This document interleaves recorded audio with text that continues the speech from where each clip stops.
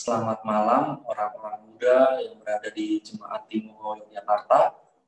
Pada malam hari ini saya akan bawakan bacaan minggu sembahyang di hari yang terakhir, hari yang ke-8 dengan judul Tuhan, aku akan pergi, berikanku kuasa. Dan sebelumnya, mari sama-sama kita tunduk kepala dan kita berdoa. Ya Tuhan, Allah kami yang berada di kerajaan surga, kami mengucap syukur ya Bapa oleh karena berkat-Nya kami ya Tuhan di malam hari ini kami akan mendengarkan bacaan akan firman-Mu ya Tuhan. Kami akan belajar bagaimana kami harus menjadi orang-orang muda yang siap ya Tuhan untuk pergi, untuk menginjil sesuai dengan apa yang Engkau perintahkan pada saat Engkau hidup di dunia ini ya Bapa. Ya Bapa, kiranya Engkau sertai kami, kiranya kami boleh fokus mendengarkan pelajaran malam hari ini. Kami serahkan hidup kami dalam tangan-Mu, dalam nama Yesus Kristus kami berdoa. Amin.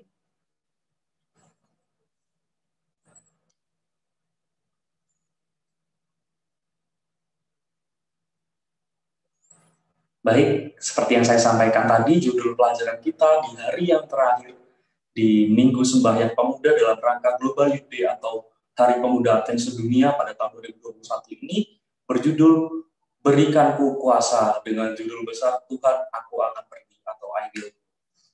Nah, pelajaran kita pada malam hari ini dimulai dari sebuah perumpamaan, bukan sebuah perumpamaan, maksudnya sebuah cerita di mana ada dua orang misionaris yang saat itu sedang berkunjung ke air terjun Niagara. Nah, ini seperti yang ada di gambar, air terjun Niagara adalah salah satu air terjun yang cukup terkenal di dunia karena ketinggiannya dan juga tempatnya sangat-sangat lebar, dan ini diklaim sebagai salah satu keajaiban dunia juga. Dan kemudian salah seorang dari dua orang misionaris tadi bertanya pada temannya, kawan, kira-kira apa sih kekuatan terbesar yang ada di dunia ini yang belum digunakan gitu. Dan temannya itu spontan menjawab gitu kan, ya ini air terjun Niagara ini, karena dilihatnya ya hanya sekadar air terjun gitu kan, tidak dimanfaatkan untuk hal-hal lainnya. Tapi si teman yang bertanya ini seperti menjawab lagi, ya, seperti pertanyaan retoris gitu kan, bukan teman, tapi yang belum digunakan di dunia ini, kekuatan terbesar yang belum digunakan di dunia ini adalah Roh Kudus. Nah, tentu kita sepakat ya, ada kekuatan yang melampaui semua yang ada di dunia ini gitu. Kita selalu berpikir bahwa kekuatan itu kan kekuatan nuklir, kekuatan angin, kekuatan air, kekuatan apapun yang terlihat lah, yang material gitu. Tapi sebenarnya tidak ya, kekuatan yang justru kekuatan terbesar yang jarang kita pikirkan atau bahkan kadang kita lupakan adalah kekuatan dari kecurahan Roh Kudus gitu. Nah, seperti yang disebutkan di dalam Kisah Para Rasul 1 ayat yang ke-8, tetapi kamu akan menerima kuasa kalau Roh Kudus turun ke atas kamu, dan kamu akan menjadi saksiku di Yerusalem dan di seluruh Yudea dan Samaria dan sampai ke ujung bumi. Tentu ini satu ayat yang sering kali kita dengar ya, teman-teman orang muda gitu. Tapi juga berkali-kali kadang kita tidak terlalu mengindahkan gitu. Nah, sebenarnya apa sih kebutuhan akan Roh Kudus ini gitu kan?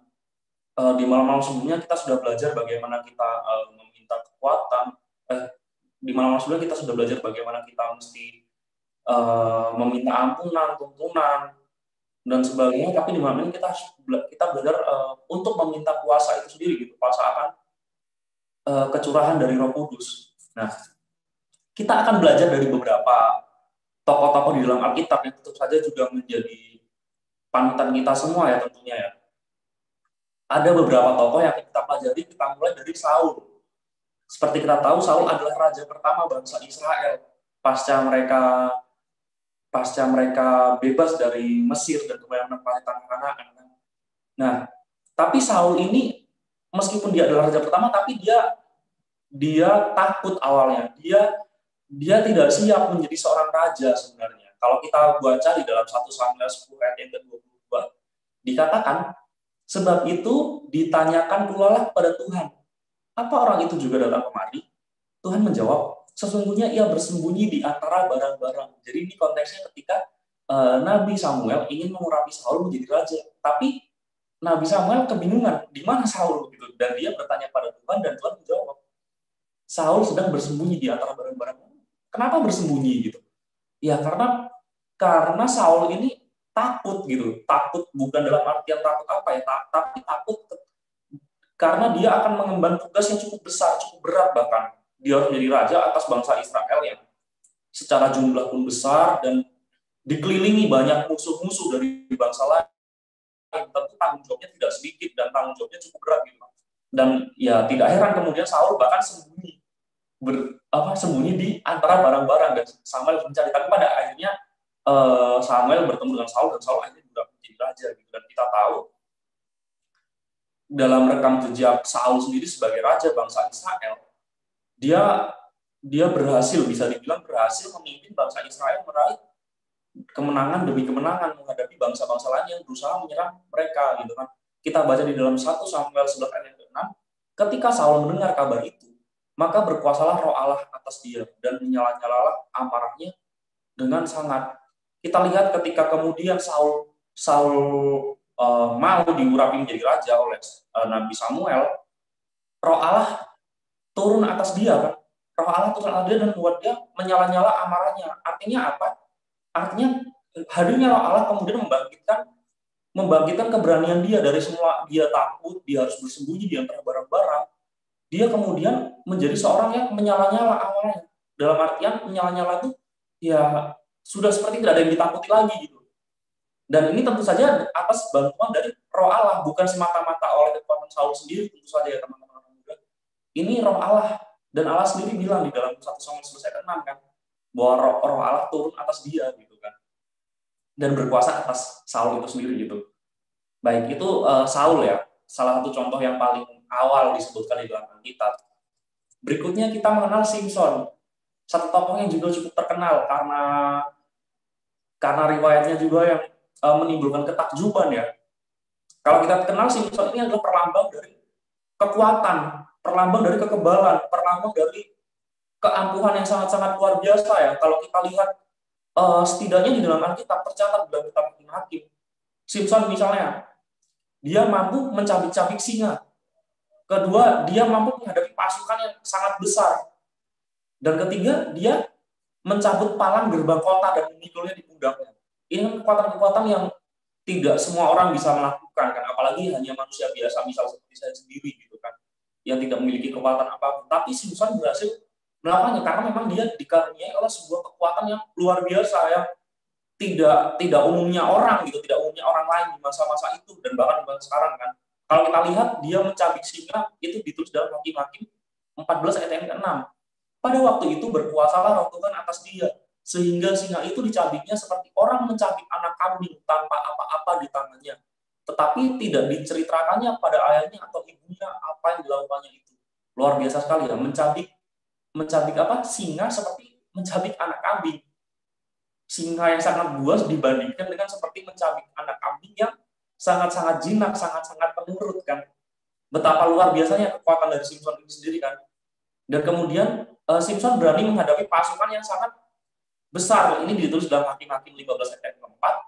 Maka pergilah Simson, ditangkapnya 300 anjing hutan, diambilnya obor, diikatnya ekor dengan ekor, dan ditaruhnya sebuah obor di antara tiap-tiap dua ekor. Betapa luar biasa ya. Dia bisa mengerahkan pasukan yang bahkan bukan manusia. Pasukannya apa?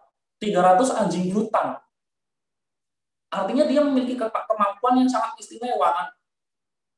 Dia berperang dengan menggunakan kekuatan-kekuatan hewan yang dia tangkapi sendiri. 300 anjing hutan itu kan luar biasa ya, dia menangkapi hewan buas gitu, hewan liar gitu kan. Dan kemudian yang ketiga dia apa? Mencabut palang gerbang kota. Hakim-Hakim 16 ayat 3. Tetapi Simson tidur di situ sampai tengah malam. Pada waktu tengah malam bangunlah ia, dipegangnya kedua daun pintu gerbang kota itu, dan kedua tiang pintu dicabutnya semuanya beserta palangnya. Diletakkannya di atas kedua bahunya, lalu semuanya itu diangkutnya ke puncak gunung yang berhadapan dengan Hebron. Nah, ini salah satu contoh bagaimana Simson punya kekuatan yang luar biasa ketika dia memegang kedua daun pintu gerbang dan dicabut, dan kemudian ia letakkan di pundaknya seperti saya membayangkannya seperti kayak dia hanya mencabuti patok-patok yang kecil mungkin gitu ya. Paling dalam pintu gerbang kota, kita tahu lah namanya gerbang kota lagi, gerbang di benteng kota itu kan luar biasa besar, dan dia hanya memegang kedua daun pintunya, dia tarik, dia cabut gitu kan. Dan palang-palangnya nggak hanya daun pintunya, tapi palangnya dan dia angkut di pundaknya. Nah, kita sering bertanya-tanya kan, kekuatan dari Simpson sendiri dari mana sih?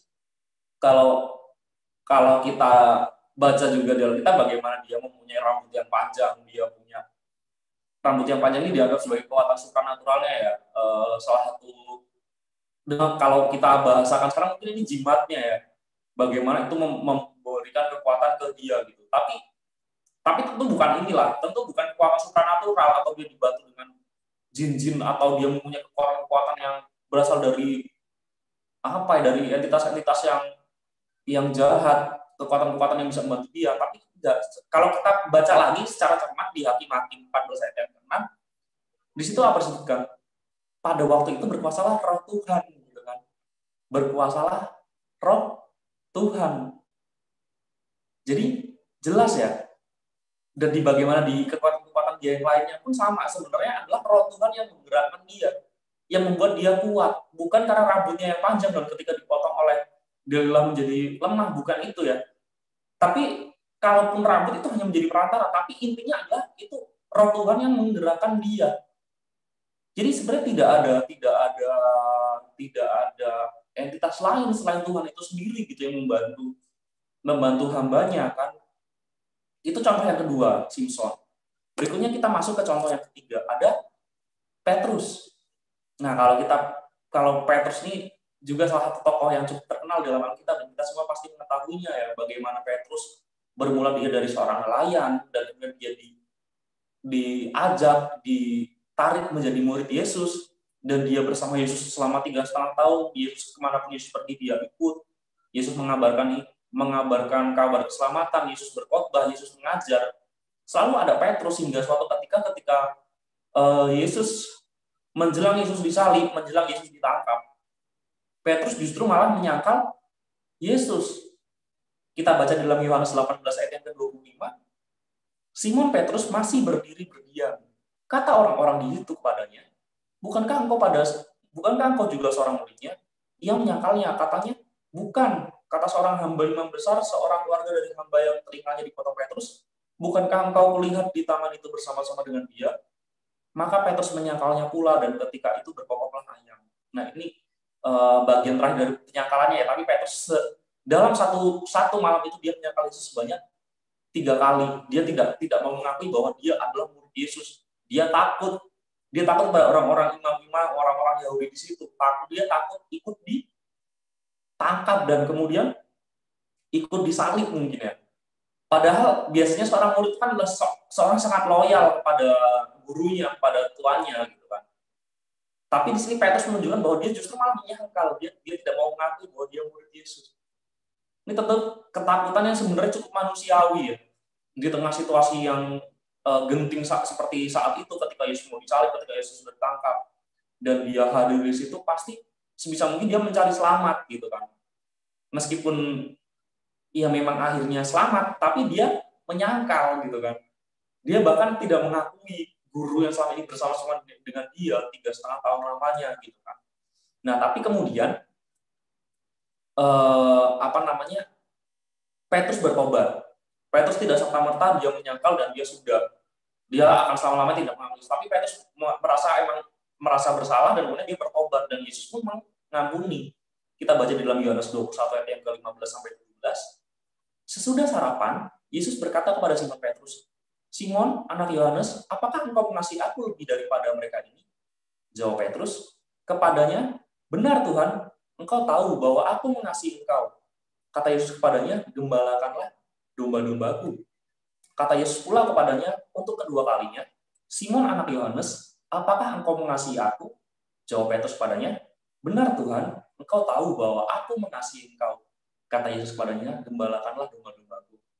Kata Yesus kepadanya untuk ketiga kalinya, Simon anak Yohanes, apakah engkau mengasihi aku?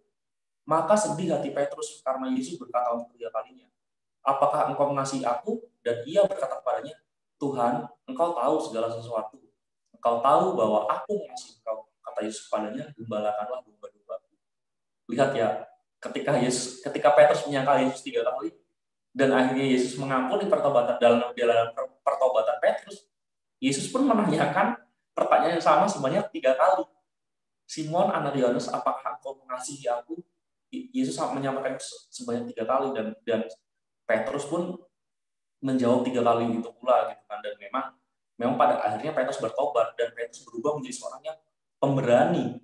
Kita lihat di dalam Kisah Para Rasul 4 ayat yang ke-5 sampai 8. Pada keesokan harinya, pemimpin-pemimpin Yahudi serta tua-tua dan ahli-ahli Taurat mengadakan sidang di Yerusalem dengan imam besar Hanas dan Kayafas, Yohanes dan Alexander, dan semua orang lain yang termasuk keturunan imam besar. Lalu Petrus dan Yohanes dihadapkan kepada sidang itu dan mulai diperiksa dengan pertanyaan ini. Dengan kuasa manakah atau dalam nama siapakah kamu bertindak demikian itu? Maka jawab Petrus, penuh dengan Roh Kudus, hai pemimpin-pemimpin umat dan tua-tua. Nah, berhenti sampai di sini ya. Kita lihat bagaimana Petrus menjawab. Petrus menjawab dengan dipenuhi Roh Kudus. Ini sebenarnya poin pentingnya gitu kan. Ketika kemudian pertobatan Petrus membawanya kecurahan Roh Kudus gitu. Dan kemudian bahkan di situasi yang sangat-sangat genting sebenarnya, di situasi ketika Petrus pun terancam nyawanya di hadapan dengan ancaman kematian gitu kan, oleh karena keteguhan hatinya untuk terus mengabarkan Injil, mengabarkan tentang Yesus. Di dalam Kisah Para Rasul 5 ayat 29 dikatakan, tetapi Petrus dan rasul-rasul itu menjawab, katanya, kita harus lebih taat kepada Allah daripada kepada manusia. Lihat bagaimana di situasi yang sangat genting seperti ini. Ketika sebelumnya Yesus akan disalib, Petrus menyangkal Yesus karena takut akan kematian, tapi di Kisah 5 ayat 29 dia dengan tegas mengatakan kita harus lebih taat kepada Allah daripada kepada manusia, yang mengindikasikan bahwa ketika konsekuensinya pun di depan kematian, Petrus sudah berani. Nah, jadi artinya ada pertobatan yang sungguh-sungguh gitu kan, bagaimana dari seorang Petrus yang sudah bertahun-tahun bersama Yesus, ketika di depan dengan situasi yang sulit, dia menyangkal, dia menghindar, dia tidak mengaku bahwa dia murid Yesus, tapi kemudian dengan pertobatannya, dia berubah menjadi seorang yang berani mati, bahkan gitu kan, berani mati untuk tetap memegang keimanannya, tetap berani mati untuk terus meyakini bahwa ia harus mengabarkan Injil sesuai yang Yesus katakan. Dan kecurahan Roh Kudus ini terjadi ketika hari Pentakosta ya. Di hari Pentakosta, di saat itu, di suasana menjelang jemaat yang pula-pula, dikatakan di dalam Kisah 2 ayat 4, maka penuhlah mereka dengan Roh Kudus, lalu mereka mulai berkata-kata dalam bahasa-bahasa lain seperti yang diberikan oleh Roh itu pada mereka untuk mengatakannya. Dalam artian Roh Tuhan sudah beserta dengan mereka. Nah, tentu ini suatu pertobatan yang patut menjadi contoh ya, bagaimana Rasul Petrus konsisten gitu kan di dalam keimanannya gitu. Setelah dia benar-benar bertobat, di dalam ancaman apapun dia berani. Nah, berikutnya ada pula contoh-contoh dari murid-murid Yesus. Tentu murid-murid Yesus banyak mengalami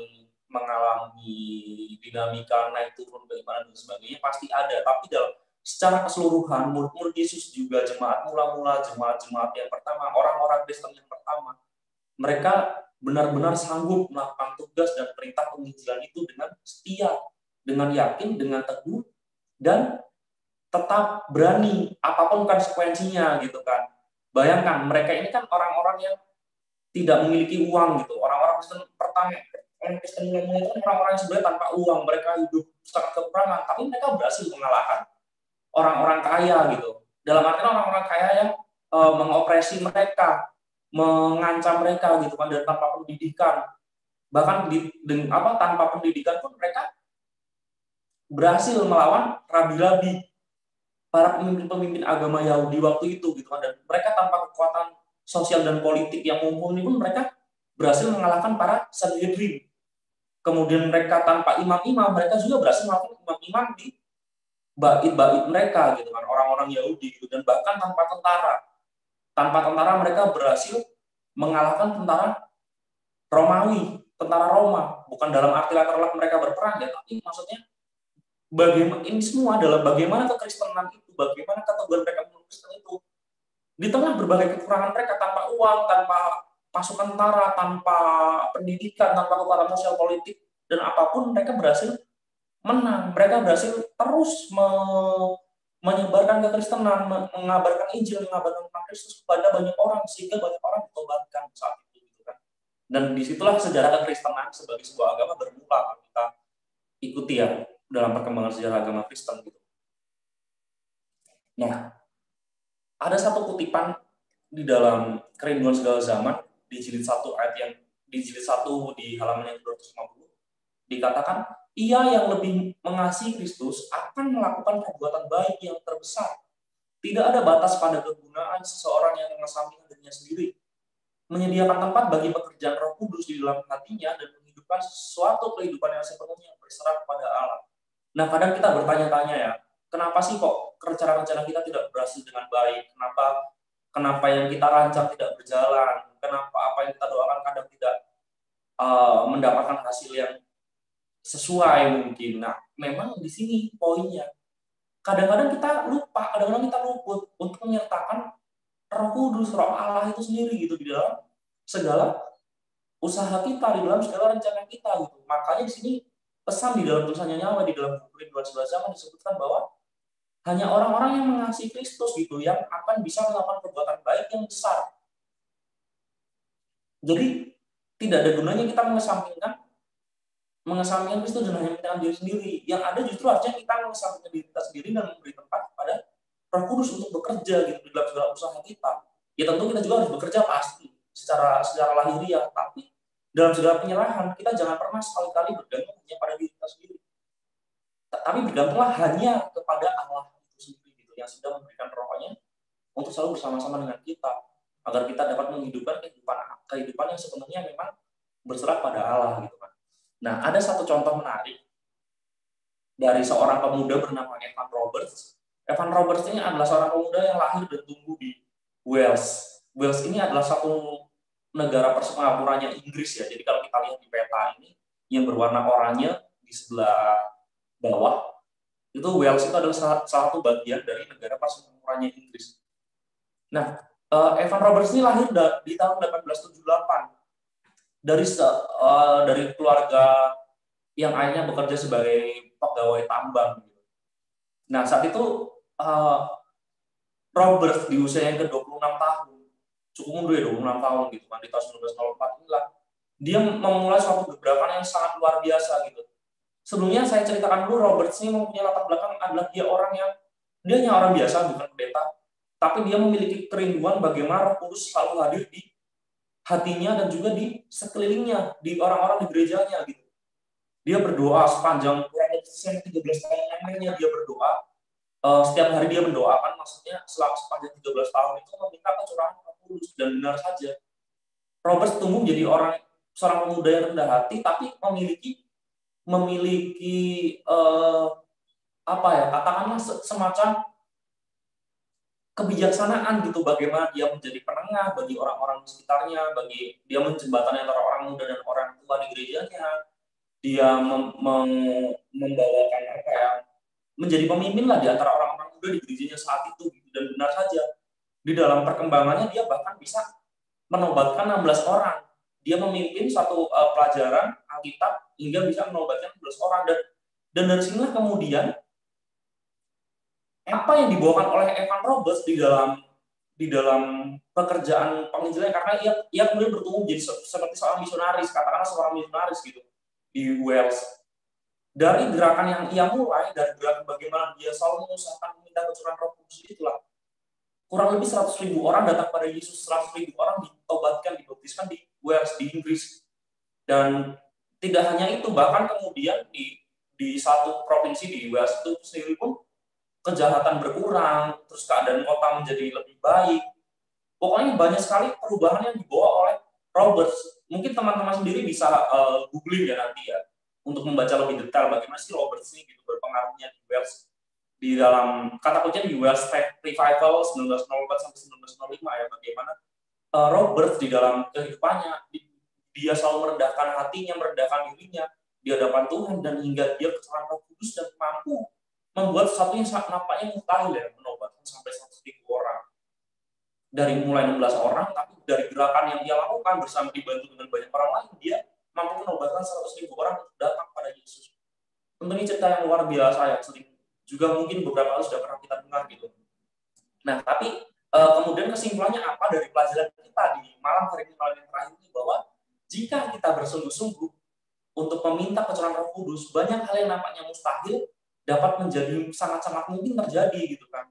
Seperti Evan Roberts, seperti tokoh-tokoh Alkitab kita sebelumnya gitu kan. Dan kuasa Roh Kudus mampu mengubah orang banyak yang memenuhi misi keselamatan yang dibawa oleh Kristus. Nah, ini poin pentingnya juga ya. Poin paling penting adalah Roh Kudus yang bekerja dalam diri kita bukan hanya untuk diri kita sendiri, tapi itu dapat membawa dampak dan dapat membawa orang-orang yang belum mengenal Kristus boleh datang pada Kristus. Dan seperti contoh yang saya berikan tadi kan, ada Saul, ada Petrus, ada Simpson, dan juga murid-murid Yesus. Mereka sudah melakukannya, dan saat inilah harusnya kita orang-orang muda di dalam kehidupan kita, di dalam kerohanian kita harus berucap, ambilku, aku akan pergi Tuhan, aku akan pergi, berikan kuasa padaku untuk menginjil seperti bapak-bapak gereja yang dulu, seperti tokoh-tokoh dalam Alkitab dulu. Nah, ini sebenarnya inti dari pelajaran kita selama 1 pekan ini, terlebih di dalam tema kita tahun ini, dalam tema kita 5 tahun ini, dan dalam tema kehidupan kita, seumur hidup kita menjadi orang Kristen, menjadi orang Advent. Ya, ini tugas utama kita sebenarnya. Kita pergi, kita menginjil, kita meminta kecurahan Roh Kudus agar kita selalu mampu, dan hanya oleh kekuatan dari Allah sendirilah kita boleh menjadi pengabar-pengabar Injil dimanapun kita berada. Dan demikian pelajaran kita pada malam hari ini. Terima kasih untuk teman-teman yang sudah menyimak, dan kita akan tutup dengan berdoa. Kita sama-sama berdoa. Ya Tuhan, Allah kami berkat dalam kerajaan surga, kami bersyukur ya Tuhan, di malam hari kami diingatkan ya Tuhan, untuk selalu meminta kecurahan Roh Kudus atas diri kami, di dalam segala usaha kami, dalam segala rencana kami, terlebih di dalam tanggung jawab kami untuk mengabarkan tentang-Mu, mengabarkan tentang kabar keselamatan-Mu, mengabarkan tentang Kristus, dimanapun kami berada, dan dalam apapun keadaannya, kiranya kami hanya selalu mengandalkan dan bergantung pada saja ya Tuhan. Berkati kami ya Tuhan di dalam hari pemuda akan sedunia ini ya Tuhan, kiranya kami boleh menjadi orang-orang yang semakin diubahkan, menjadi orang-orang yang semakin baik, dan kami boleh selalu setia hingga Engkau datang yang 2 kali ya Tuhan. Inilah doa harapan kami Tuhan, kami serahkan di dalam tangan-Mu. Dalam nama Yesus Kristus kami berdoa. Amin. Oke, sampai jumpa teman-teman. Terima kasih. Sampai jumpa di Global Youth Day tahun depan 2022. Terima kasih.